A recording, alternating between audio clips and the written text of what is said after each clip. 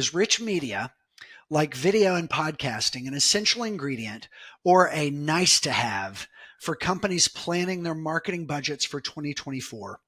So as we kind of look to the future, we're in kind of a chaotic environment. Everybody's getting reoriented to like a new economy, a different world. And then we're relating to each other a lot more with media, which I'm kind of tipping my hand a little bit there. But how's rich media factoring into branding right now for healthcare and for healthcare B2B? Yeah, I think rich media is essential. It's an essential element in 2024 marketing budgets, especially video. Um, Love podcasts. This is a podcast. I have my own podcast. We try to get our clients as guests on podcasts. Love it. Now, I will say about podcasting, I do caution my clients sometimes not to pursue a podcast of their own unless they're serious about it, because it's a lot of work, and there's a pretty heavy lift on producing your own podcast.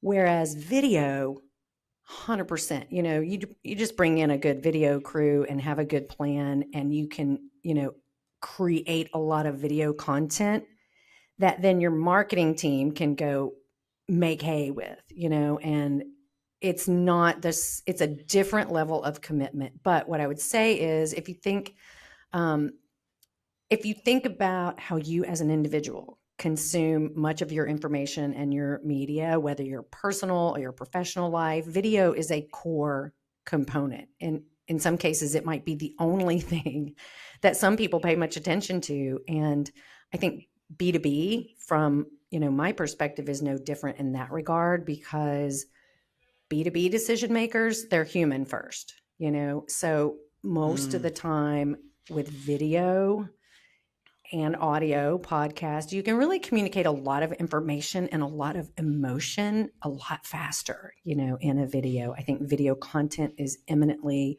more shareable than, say, a white paper.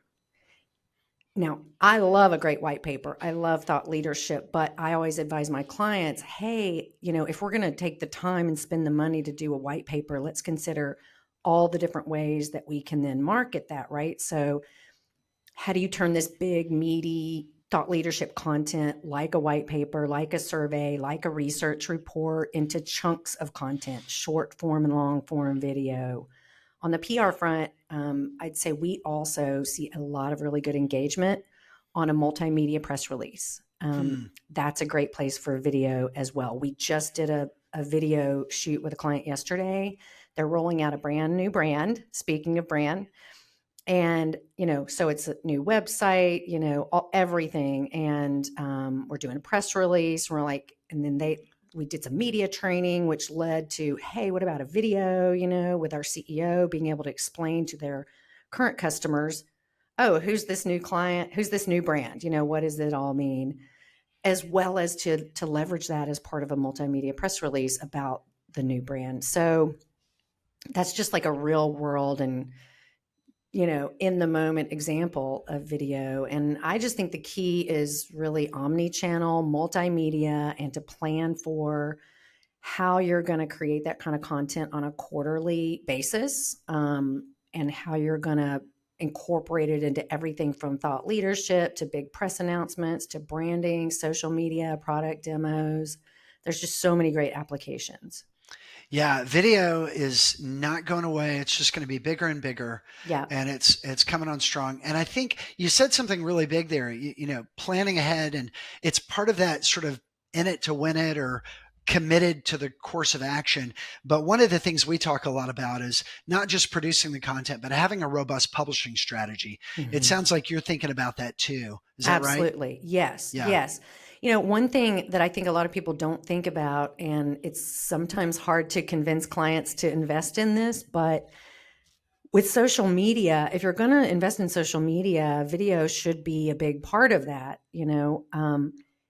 So if you're planning to gather video content on a quarterly basis and you're setting aside time to do that, it's going to happen, then your partner or your internal team, whoever's executing, or a lot of times the combination thereof, can plan out what that content should be.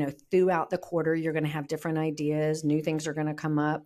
But if you can plan that, set aside time, gather new content, video content in that way, and then you can leverage it across all your channels. But social media, a lot of times I think it's an afterthought in terms of video, Mhm. or people just think of it like they might think of their personal social media account and video. So yeah, planning is really key. Yeah, that's great. I think that's a really good kind of takeaway from today is better planning is going to result in not just better content, but just more reach. It's going to significantly increase.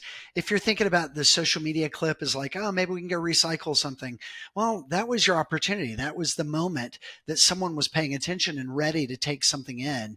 And if it's not the best it could have been, that's a missed opportunity. Yeah, for Yeah. sure.